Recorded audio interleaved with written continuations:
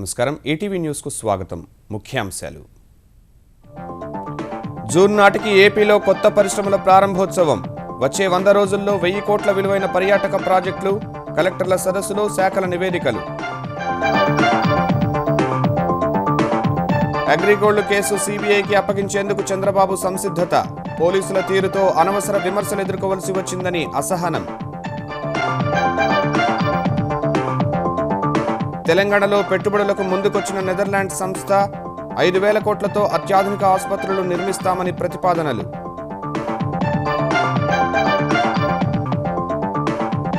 Metro నగరాల్లో మరో ప్రత్యేకత చాటుకున్న హైదరాబాద్ దేశంలో అత్యంత నివాసయోగ్య జాబితాలో అగ్రస్థానం మెర్సర్స్ అధ్యయనంలో వెల్లడి తెలుగు రాష్ట్రాలకు తరుముకొస్తున్న తాగునీటి కష్టాలు కృష్ణా బేసిన్ చరిత్రలోనే అతి తక్కువ నీటి లభ్యత జూన్ వరకు 15 టీఎంసీలతో సరిపెట్టుకోవాల్సిన దీనస్థితి పార్లమెంటుకు చేరనున్న విశ్వవిద్యాలయాల దుమారం నేడు రాజ్యసభలో వాడివేడి చర్చ జరిగే అవకాశం దేశద్రోహం కేసులో 2 జేఎన్యూ విద్యార్థుల లొంగుబాటు నేటి నుంచి 2020 ఆసియా కప్ తొలిపోరులో తలపడనున్న భారత్ బంగ్లాదేశ్ ధోని ఆడడంపై అనుమానం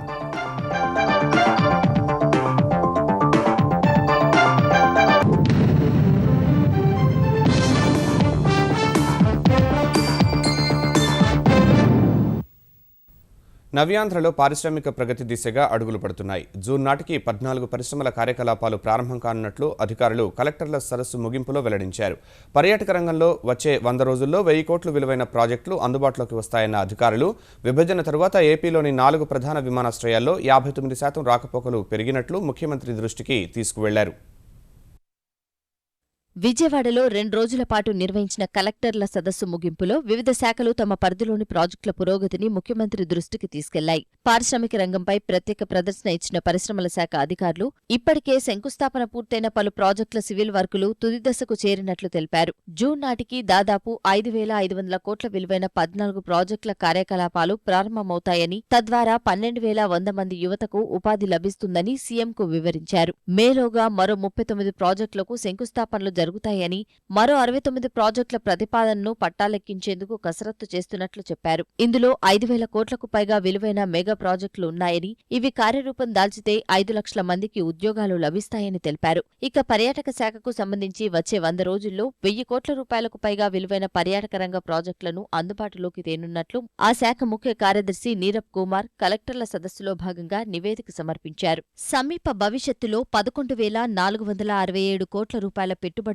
రానున్నట్లు పేర్కొన్నారు ఇందులో 3,629 కోట్ల రూపాయల వ్యవహారాలు ప్రస్తుతం అడ్వాన్స్ దశలో ఉన్నట్లు తెలిపారు శ్రీకాకుళం అనంతపురం జిల్లాలు మినహాయించి మిగతా 11 జిల్లాలకు కొత్త ప్రాజెక్టులు రానున్నట్లు పేర్కొన్నారు ఇందులో కృష్ణా జిల్లాకు 1,169 కోట్లు విశాఖ జిల్లాకు 1,032 కోట్లు పెట్టుబడులు రానున్నాయి మరోవైపు పౌర విమానయాన రంగానికి సంబంధించిన వివరాలను కలెక్టర్ల దృష్టికి తీసుకొచ్చిన మౌలిక వసతుల శాఖ అధికారులు విభజన తర్వాత ఆంధ్రప్రదేశ్లోని 4 ప్రధాన ఎయిర్పోర్ట్లలో రాకపోకలు 59% పెరిగినట్లు తెలిపారు దేశవ్యాప్తంగా ఉన్న 6 ప్రధాన నగరాల విమానాశ్రయాల్లో ప్రయాణికుల సగటు వృద్ధి రేటు 17% ఉండగా ఏపీలో అంతకు 3 రేట్లు కనిపించింది గత 20 నెలల కాలంలో విజయవాడ విమానాశ్రయానికి ప్రయాణికుల రాకపోకలు 78% పెరిగినట్లు లెక్కలు గట్టారు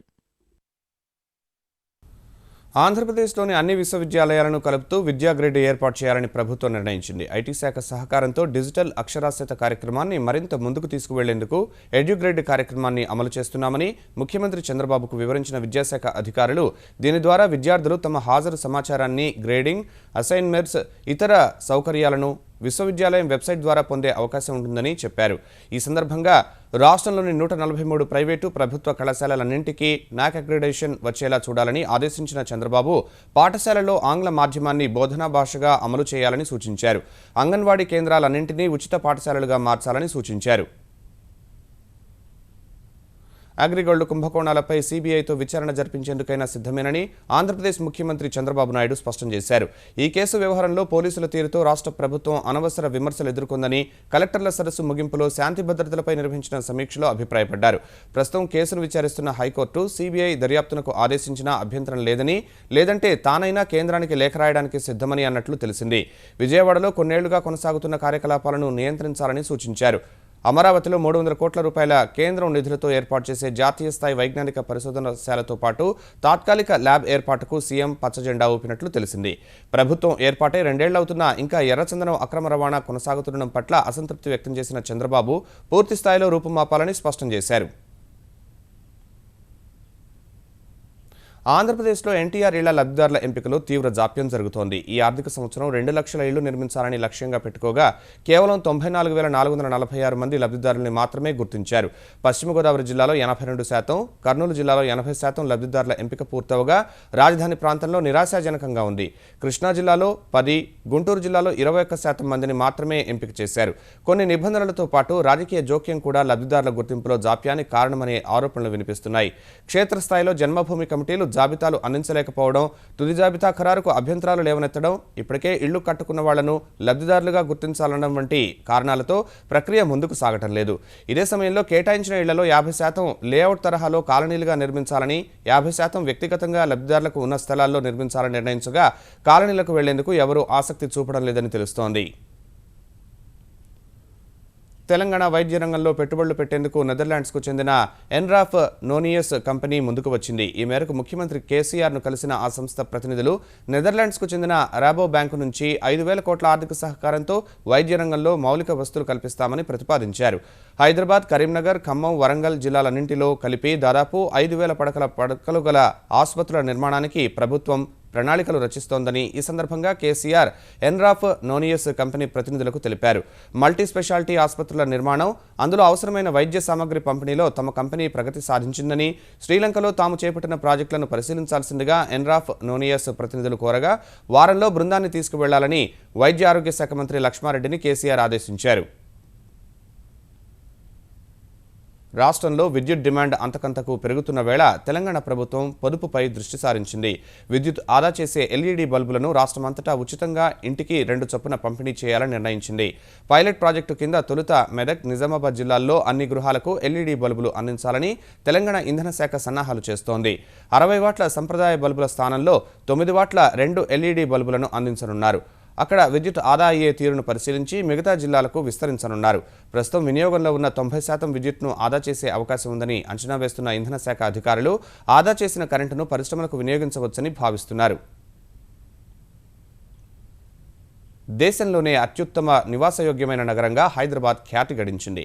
ప్రపంచంలోని నివాసయోగ్యమైన నగరాలపై ఏటా సమగ్ర అధ్యయనం జరిపే అంతర్జాతీయ సంస్థ మెర్సర్స్ తాజాగా విడుదల చేసిన 18వ జాబితాలో హైదరాబాద్ అగ్రస్థానంలో నిలిచింది.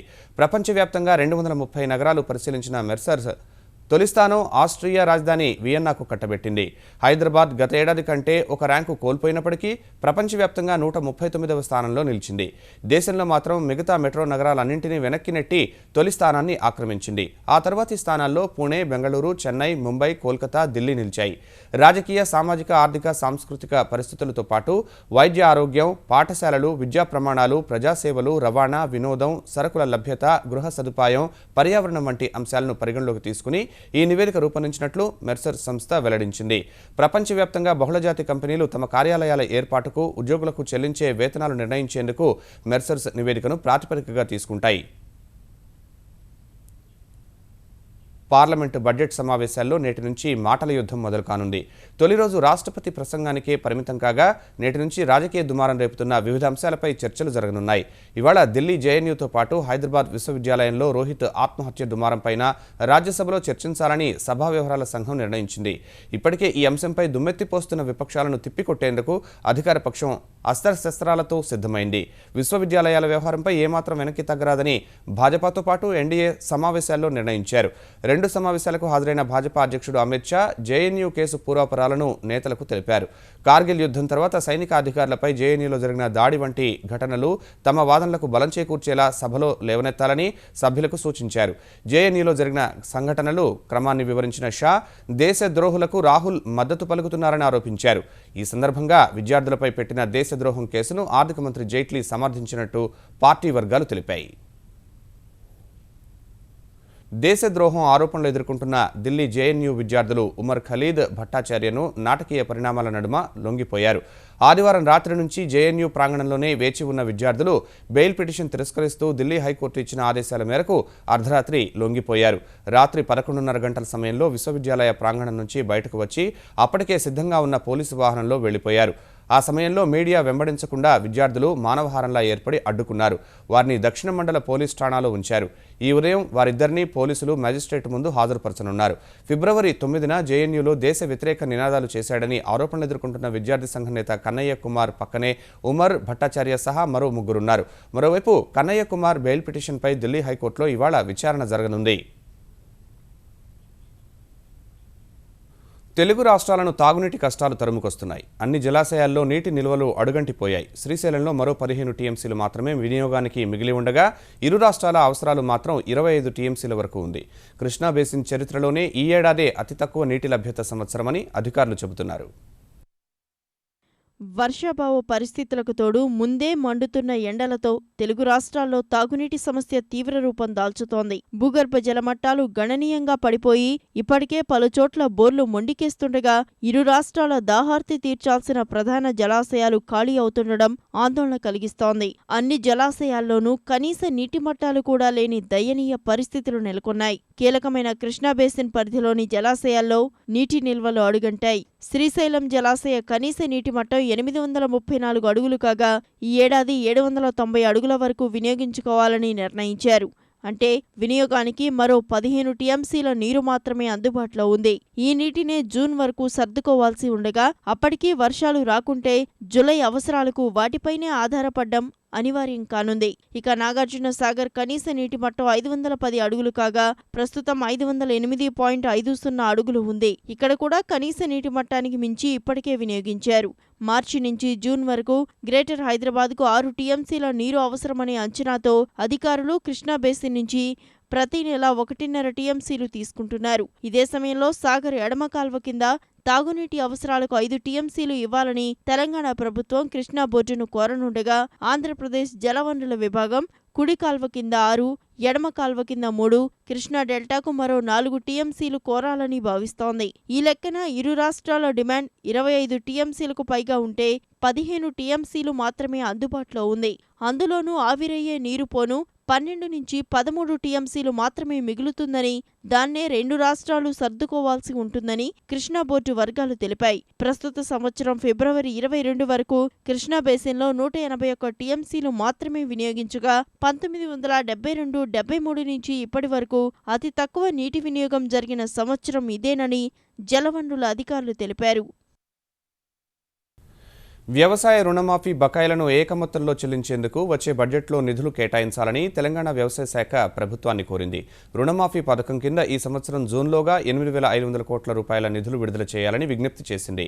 2014 సార్వత్రిక ఎన్నికల్లో ఇచ్చిన హామీ మేరకు 17,000 కోట్ల రూపాయల రైతు రుణాలకు గాను 4,250 కోట్ల రూపాయల చొప్పున 2 విడతలుగా ఇప్పటికే 8,500 కోట్లు చెల్లించామని గుర్తు చేసిన వ్యవసాయ శాఖ మిగతా 8,500 కోట్లు వచ్చే బడ్జెట్లో కేటాయిస్తే రైతులకు పంట రుణాల పంపిణీ మరింత మెరుగుపడుతుందని తెలిపింది. విడతల వారి రుణమాఫీ వల్ల రైతులకు పంట రుణాలు సరిగా అందడం లేదన్న విమర్శల నడుమ వ్యవసాయ శాఖ ఆర్థిక శాఖకు ప్రతిపాదనలు పంపింది. కొత్తగా ఇచ్చే పంట రుణాలపై వడ్డీని ఏటా పూర్తిగా మాఫీ చేస్తున్న దృష్ట్యా ఈ పథకం కింద మరో 224 కోట్లు అదనంగా కేటాయించాలని కోరింది. జగన్ వైఖరి మార్చుకోకుంటే వైకాపాలో ఆయన మినహా మరెవరూ మిగలరని ఆంధ్రప్రదేశ్ మంత్రులు ప్రత్తిపాటి పుల్లారావు, నారాయణ విమర్శించారు. జగన్ తీరును జీర్ణించుకోలేకే ఆ పార్టీ శాసనసభ్యులు తెలుగుదేశంలో చేరుతున్నారని స్పష్టం చేశారు. రాష్ట్ర అభివృద్ధికి అడుగడుగునా అడ్డుపడుతున్న జగన్ రాష్ట్ర ప్రయోజనాల కోసం ఢిల్లీ వెళ్లానని చెప్పడం విడ్డూరంగా ఉందని విమర్శించారు. అంత చిత్తశుద్ధి ఉంటే, ఈ రాష్ట్ర ప్రజల మీద అంత మమకారం ఉంటే ఇక్కడ ప్రాజెక్టులు ఎందుకు అడ్డుకుంటున్నట్టు, ఎందుకు ఇక్కడ అశాంతి, ఎందుకు హింసాకాండకు పాల్పడుతున్నట్టు, ప్రతి ఉద్యమం వెనక రెచ్చగొట్టి రాష్ట్రంలో ఏ విధంగా అశాంతి సృష్టించాలి, పెట్టుబడులు రాకుండా ఏ విధంగా అడ్డుకోవాలి అనేటువంటి కుట్ర కుతంత్రాలు చేసేటువంటి తమరు ఈనాడు రాష్ట్ర ప్రయోజనాల గురించి మాట్లాడతామంటే ప్రజలు నమ్మే పరిస్థితుల్లో లేరు. తెలంగాణలో తెలుగుదేశం నుంచి గెలిచి తెరాసలో చేరిన ఎమ్మెల్యేలను అమ్ముడుపోయారని విమర్శించిన తెలుగుదేశం జాతీయ అధ్యక్షుడు చంద్రబాబు ఇప్పుడు వైకాపా ఎమ్మెల్యేలను ఎంతకు కొన్నారని తెలంగాణ వాణిజ్య శాఖ మంత్రి తలసాని శ్రీనివాస్ యాదవ్ ప్రశ్నించారు. తెలంగాణలో వలసలను వ్యతిరేకించిన చంద్రబాబు తెలుగుదేశం ఆంధ్రప్రదేశ్లో ప్రతిపక్ష సభ్యులను ఎలా చేర్చుకుంటోందని నిలదీశారు. మేమందరం జాయిన్ అయినప్పుడు అంతలో పశువులను ఉన్నట్టు కొన్నారు. ఇది రాజ్యాంగ విరుద్ధం. ఇక్కడ స్పీకర్ గారికి కంప్లైంట్ ఇచ్చారు, కోర్టులకు వెళ్ళి ఎవరైతే పార్టీ ఫిరాయించినటువంటి ఎమ్మెల్యేలకు దమ్ము ధైర్యం ఏదైనా ఉంటే ఎన్నికలలో వచ్చి నిరూపించుకోమన్నాడు. మరి ఇప్పుడు ఏమేమి ఇచ్చి కొన్నో వీళ్ళని. ఇప్పుడు రాజ్యాంగం, చట్టము లేకపోతే రాజకీయ వ్యవస్థ అనేది ఒక రాష్ట్రంలోనే ఉండదు. ఇంకా ఆయన జాతీయ పార్టీ అంట. రెండోది మమ్మల్ని ఎన్నికలకు రా అని చెప్పేసి ధైర్యం చేసినావు కదా, మరి ఇప్పుడు వాళ్ళని ఎన్నికలకు పంపిస్తున్నావా లేదా అది కూడా చెప్పాలి. భాగ్యనగర అందాలను విహంగ వీక్షణం చేసే అవకాశం కల్పిస్తూ తెలంగాణ ప్రభుత్వం మార్చి 18 నుంచి ఏప్రిల్ 3 వరకు హైదరాబాద్ జాయ్ రైడ్ వేడుకలు నిర్వహిస్తోంది. దీనికి సంబంధించిన లోగోను హైదరాబాద్లో ఆవిష్కరించిన తెలంగాణ పర్యాటక మంత్రి చందూలాల్ ఈ అవకాశాన్ని జంట నగరాల ప్రజలు వినియోగించుకోవాలని కోరారు. విహంగ వీక్షణానికి భద్రతా పరంగా అన్ని చర్యలు తీసుకున్నట్లు తెలంగాణ పర్యాటక శాఖ కార్యదర్శి బుర్రా వెంకటేశం తెలిపారు. పెద్ద నగరాలతో పోటీగా అక్కడ ఏ వసతులు అయితే ఉన్నాయో అన్ని వసతులు ఇక్కడ కూడా ఏర్పాటు చేయాలనే ఉద్దేశం కొద్ది ఇవన్నీ చేస్తున్నాం. మన దేశంలోనే మొట్టమొదటిసారిగా మరి కామన్ మ్యాన్కి అందుబాటులో ఉండే విధంగా కూడా ఈ సర్వీసులు హైదరాబాద్లో ఏర్పాటు చేస్తున్నాం. Safety measures 100% taken. ఈ మొత్తం DGCA permissions, fitness certificates 100% safety. ఎవరికి ఎలాంటి భయం ఇలా అక్కర్లేదు. కొత్త పింఛన్ విధానంపై వ్యతిరేక గళం పెంచాలని ఆంధ్రప్రదేశ్ ఉద్యోగ సంఘాలు నిర్ణయించాయి. కొత్త పింఛన్ పథకం ప్రకటించి 12 ఏళ్లు గడిచినప్పటికీ స్పష్టమైన విధి విధానాలు జారీ కాకపోవడం వల్ల తీవ్రంగా నష్టపోవడం సహా ఉద్యోగులకు ఏమాత్రం అనుకూలంగా లేదనే అభిప్రాయానికి వచ్చాయి. హైదరాబాద్లోని ఆంధ్రప్రదేశ్ సచివాలయ ఉద్యోగుల కార్యాలయంలో జరిగిన సమావేశంలో ఈ మేరకు నిర్ణయించిన ఉద్యోగ సంఘాలు ఈ పథకానికి వ్యతిరేకంగా ప్రభుత్వంపై ఒత్తిడి పెంచాలని తీర్మానించాయి. కొత్త పింఛన్ విధానంలో ఉద్యోగులకు గ్రాట్యుటీ లేకపోవడం వల్ల దశాబ్దాలుగా ప్రభుత్వాలకు సేవలందించిన వారికి ఏ రకంగానూ ప్రయోజనం ఉండదని నిరసన వ్యక్తం చేశారు. 2004 తర్వాత విధుల్లో చేరిన వారికి కూడా కేంద్ర ప్రభుత్వ విధానం లేదా పాత పింఛన్ విధానాన్ని అమలు చేయాలని ఉద్యోగులు డిమాండ్ చేశారు.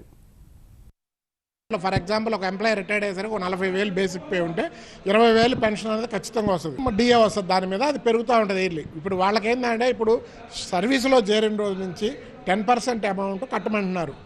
ఆ 10% అమౌంట్ గవర్నమెంట్ 10% కలిపి వాళ్ళు ఇష్టం వచ్చినట్టు ఈ షేర్ మార్కెట్లో పెట్టి రేపొద్దున ఆ వచ్చిన అమౌంట్లో ఎంత వీళ్ళ లాభం వస్తే లాభం, నష్టం వస్తే నష్టం పొందుతారు. ప్రభుత్వం దీన్ని ఏదైతే సెంట్రల్ గవర్నమెంట్ అమలు చేసే విధానంలో కానీ లేదంటే పూర్తిగా పాత స్కీమ్ కానీ ఇంప్లిమెంట్ చేయాలని కోరుతున్నారు.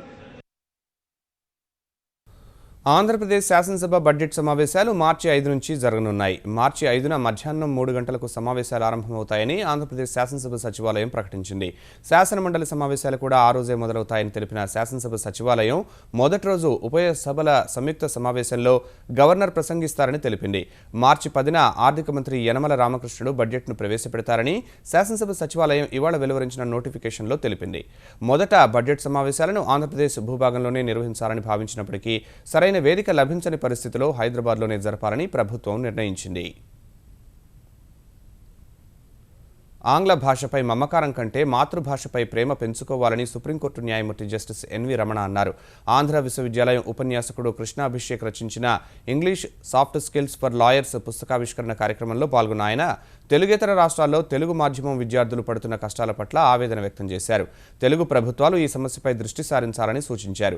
ఈ కార్యక్రమంలో పాల్గొన్న ఢిల్లీ ఉన్నత న్యాయస్థానం ప్రధాన న్యాయమూర్తి జస్టిస్ జి రోహిణి ప్రతి విద్యార్థికి ఆరంభం నుంచే స్పోకెన్ ఇంగ్లీష్లో తర్ఫీదు ఇవ్వడం వల్ల మంచి ఫలితాలు వస్తాయని అభిప్రాయపడ్డారు. ఇటీవల కాలంలో తెలుగు భాష మీద నిర్లక్ష్యం చాలా ఎక్కువగా ఉంది. తెలుగు మాట్లాడేటటువంటి ప్రజలు మిగతా రాష్ట్రాల్లో అనేక కష్టాలకు గురవుతున్నారు. దురభిమానం మూలంగా ఆ ప్రాంతాల్లో చిన్నప్పటి నుంచి చదువుకున్నటువంటి భాషను వదిలిపెట్టి ఆ రాష్ట్రంలో ఉన్నటువంటి అధికార భాషలో పరీక్షలు రాయమని చెప్పేటటువంటి పరిస్థితి వచ్చింది. దాదాపు కోట్ల సంఖ్యలో తెలుగు ప్రజలు వివిధ రాష్ట్రాల్లో ఉన్నారు. వాళ్ళ సమస్యల గురించి ఈ తెలుగు రాష్ట్రాల ముఖ్యమంత్రులు మరి పట్టించుకోవాల్సినటువంటి పరిస్థితి ఉంది. ఇంగ్లీష్లో భావ వ్యక్తీకరణం చాలా ఈజీగా చేయడానికి, అంటే తెలుగులో ఆలోచించుకొని ఇంగ్లీష్లో ట్రాన్స్లేట్ చేసి చెప్పుకోవాలంటే కుదరదు. అలా కాకుండా ఈ స్పోకెన్ ఇంగ్లీష్ కోర్సెస్ అన్నది ప్రతి ఒక్కరికి కూడాను ఫ్రమ్ క్లాస్ 1 నుంచి ఫస్ట్ స్టాండర్డ్ నుంచి కూడాను రోజుకు ఒక క్లాస్ స్పెషల్లీ ట్రైన్డ్ టీచర్స్ పెడితే రోజుకు ఒక క్లాస్ సబ్జెక్ట్తో సంబంధం లేదు. ఇప్పుడు ఇన్ని స్పోకెన్ ఇంగ్లీష్ కోర్సెస్ ఉంటున్నాయి. అలా కాకుండా ప్రతి స్కూల్లో అదొక కంపల్సరీగా పెడితే ఇంకా బాగుంటుందేమో నాకు అనిపిస్తుంది. గత ఏడాది నిప్పులు చెరిగిన భానుడు ఈసారి అదే స్థాయిలో ప్రతాపం చూపుతాడని వాతావరణ శాస్త్రవేత్తలు హెచ్చరించారు. ఫిబ్రవరిలోనే ఇప్పటికే కొన్ని ప్రాంతాల్లో పగటిపూట ఉష్ణోగ్రతలు 40 డిగ్రీలకు చేరుతున్నాయని గుర్తు చేస్తున్న శాస్త్రవేత్తలు ఏప్రిల్, మే నెలల్లో 50 డిగ్రీల వరకు పెరగవచ్చని అంచనా వేస్తున్నారు. గత ఏడాది తక్కువ వర్షపాతం నమోదవడం, భూతాపం పెరగడమే ఉష్ణోగ్రతల పెరుగుదలకు కారణమని తెలిపారు. సంవత్సరం చూసుకున్నట్టయితే సమ్మర్ చాలా సివియర్గా ఉంటుంది. ఎస్పెషల్లీ సౌత్ ఇండియాలో చాలా ప్లేసులు బిట్వీన్ 45 and 50 రికార్డ్ అయ్యే విధంగా ఉంది. సో దీనికి తగ్గట్టుగా మనం ప్రిపేర్ అవ్వాల్సిన నెసెసిటీ ఉంది. ఎందుకంటే ఈ రోజునే ఇంచుమించుగా 37, 36, 38, 39 డిగ్రీస్ వచ్చేసింది. We're in the month of February. So మార్చి మనకి వచ్చేటప్పటికి దీని పరిస్థితి ఇంకా సివియర్గా ఉంటుంది. పూర్తిగా సౌర విద్యుత్తో పనిచేసే తొలి పార్లమెంటుగా పాకిస్తాన్ పార్లమెంటు భవనం రికార్డుకెక్కింది. మిత్రదేశమైన చైనా $55 మిలియన్ భారీ సాయంతో ఇది సాధ్యమైంది. ఇస్లామాబాద్లో జరిగిన కార్యక్రమంలో ప్రధాని నవాజ్ షరీఫ్ సౌర విద్యుత్తో పనిచేసే పార్లమెంటు భవనాన్ని ప్రారంభించారు. 2014లో ఈ ప్రాజెక్టును ప్రకటించగా గత ఏడాది పాక్ పర్యటనకు వెళ్లిన సమయంలో చైనా అధ్యక్షుడు షీ జిన్పింగ్ పనులు ప్రారంభించారు. ఇది పాక్ చైనా మైత్రికి మరో ఉదాహరణగా షరీఫ్ అభివర్ణించారు. పార్లమెంట్లో ఏర్పాటు చేసిన సౌర పలకలు 80 మెగావాట్ల విద్యుత్ను ఉత్పత్తి చేస్తాయి. అందులో 62 మెగావాట్లు భవన అవసరాలకు సరిపోగా మిగిలిన 18 మెగావాట్లు జాతీయ గ్రిడ్కు అనుసంధానిస్తున్నారు. ఎన్నికల ప్రక్రియలో పారదర్శకత పెంచే దిశలో 2019 సార్వత్రిక ఎన్నికల నాటికి కేంద్ర ఎన్నికల సంఘం కీలక అడుగు వేయనుంది. ఓటు వేయగానే అది ఎవరికి పడిందో కాగితం ద్వారా తెలిపే కొత్త రకం ఎలక్ట్రానిక్ ఓటింగ్ యంత్రాలను వినియోగించనుంది. ఎన్నికల పారదర్శక నిర్వహణ కోసం సాంకేతికతను అందిపుచ్చుకునే అంశంపై ఢిల్లీలో జరిగిన అంతర్జాతీయ సదస్సులో పాల్గొన్న ఎన్నికల ప్రధానాధికారి నసీం జైదీ ఈ మేరకు వెల్లడించారు.